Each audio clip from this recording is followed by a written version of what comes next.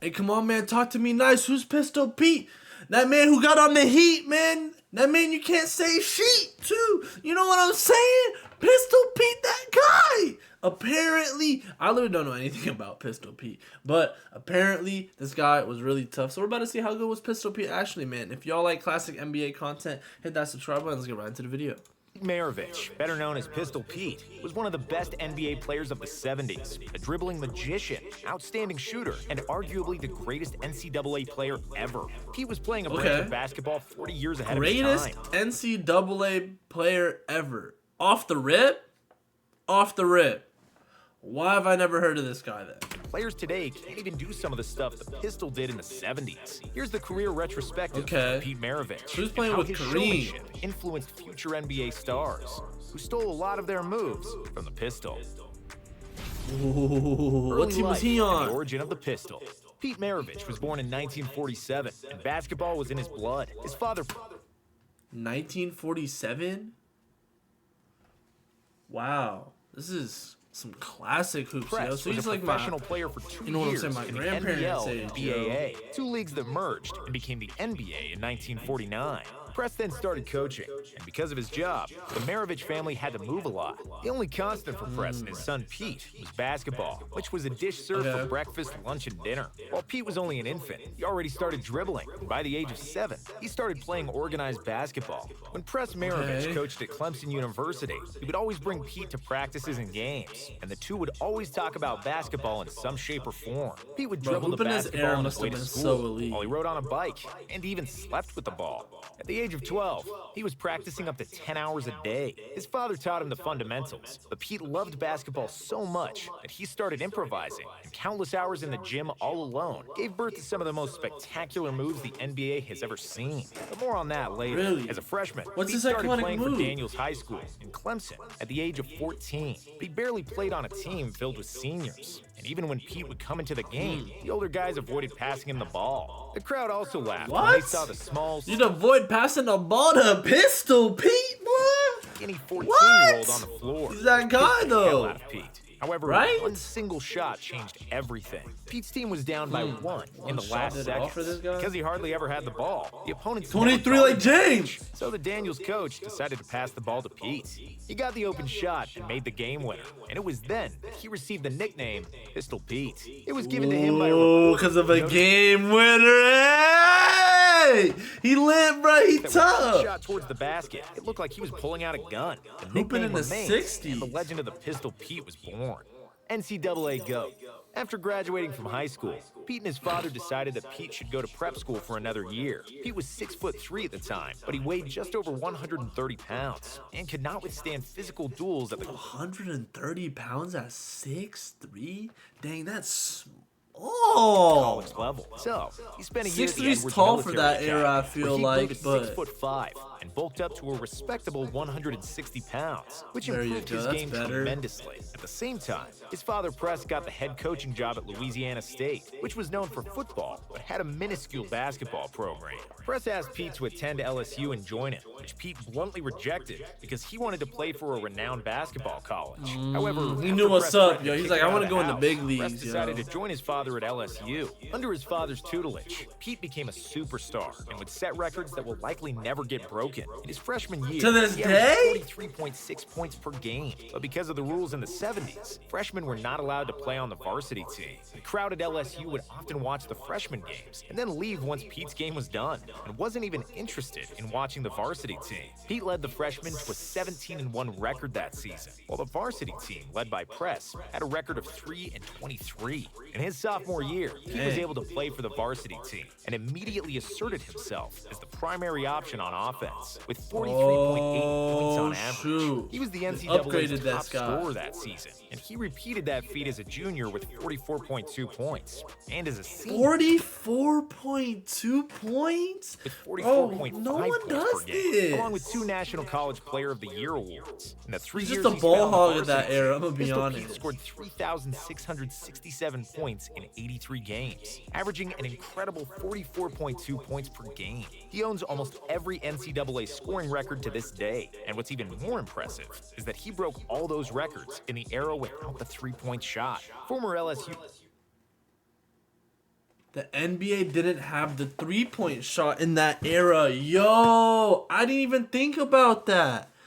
How did he do this? This guy's superhuman of the 60s. Coach Dale Brown charted every shot Maravich scored, and because he shot many jumpers from long distances, Brown calculated that Pete would have averaged an astounding 57 points per game if his long jumpers counted as threes. A globetrotter in the NBA, Pistol Pete was the most known player in the country by the time he finished college, and he had plenty of options where to continue his career. He was contacted by half the ABA teams, many NBA teams, but also the Harlem Globetrotters, who offered Maravich Oh, that's $1 million tough. That's to aura, join yo. I know someone on the Harlem Globetrotters, actually. Maravich dribbled the ball like a globetrotter. He shot the ball better than all of them, and he knew every basketball trick in the book. Between the legs, behind the back, dribbling two balls at the same time, you name it, Pistol Pete was doing it. If he had joined the Globetrotters, he would have been the first white member, but he'd fit right in because of a unique skill set. However, his dream was to play in the NBA like his dad, and the Pistol was selected with the 3rd pick by the Atlanta Hawks in the stacked 1970 NBA draft. In the rookie season, Maravich was under tremendous pressure after signing a contract worth nearly $2 million for 5 seasons. At the time, the largest contract in NBA history. However, he immediately proved that he is one of the best players in the world, and that his big Back contract... then, you're making $400,000 a year in the 70s? Bro, a house was probably like $15K, if that. If that. A starter car was probably not even $2,000.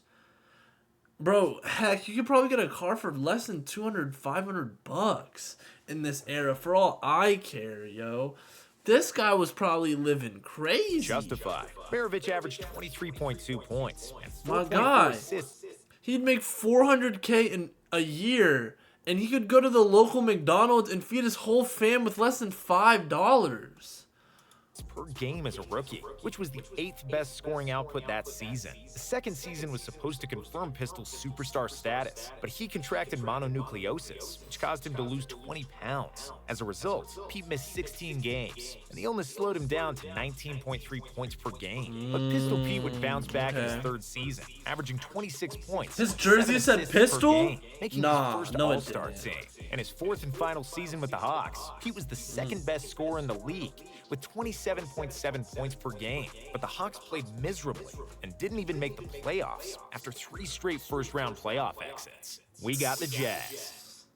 New Orleans Jazz joined the NBA in 1974, and in the expansion draft, they acquired Maravich from the Hawks for 2 players and 4 draft picks. By doing so, they signed the local hero, considering that the Jazz Arena was less than 100 miles away from LSU. Joining a newly established franchise is a double-edged sword, and Pete learned that the hard way. Yes, he was a beloved superstar, and all the fans wanted to see him play, but on the flip side, the New Orleans Jazz wasn't any good, just like most new teams are. New Orleans Jazz?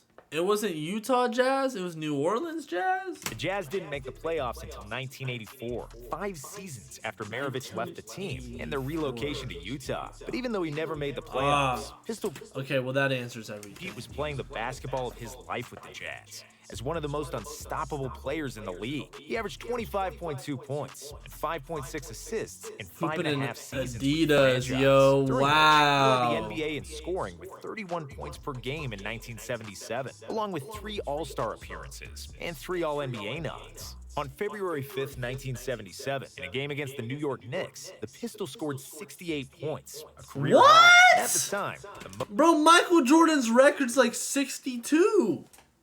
Bro, he beat that. Most points ever by a guard. The or is it 69?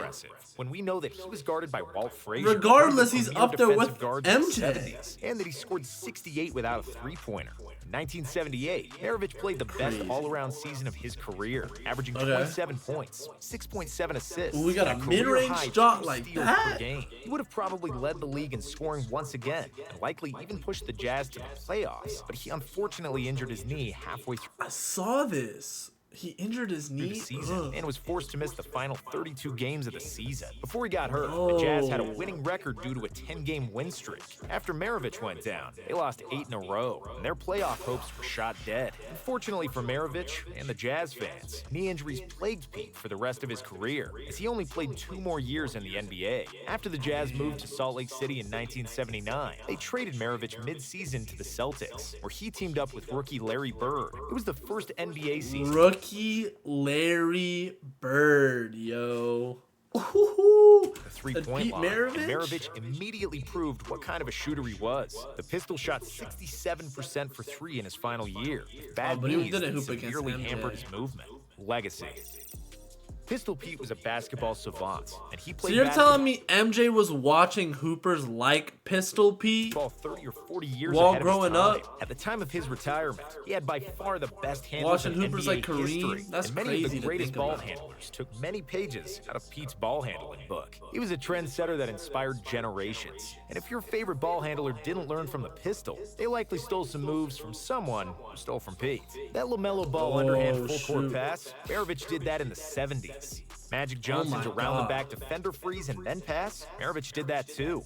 Hook shot like Kareem, turnaround jumper like MJ, or No readjusting way. his jump shot midair No like way. Larry Bird. It was all Pistol routinely done Pete by the did Pistol. all that? When he played the game, the NBA was dominated by centers like Wilt Chamberlain and Kareem, and guards like true. him were unicorns. Other than Jerry West, nobody else attempted that many jump shots, let alone made them with great accuracy. With an unbelievable floater and layup game, finishing with both hands, killer handles, and the ability to both score and pass, Pistol Pete is most often compared to Steve Nash, a guy who came to the NBA Interesting. 16 Steve years Nash after is Maravich tough. retired.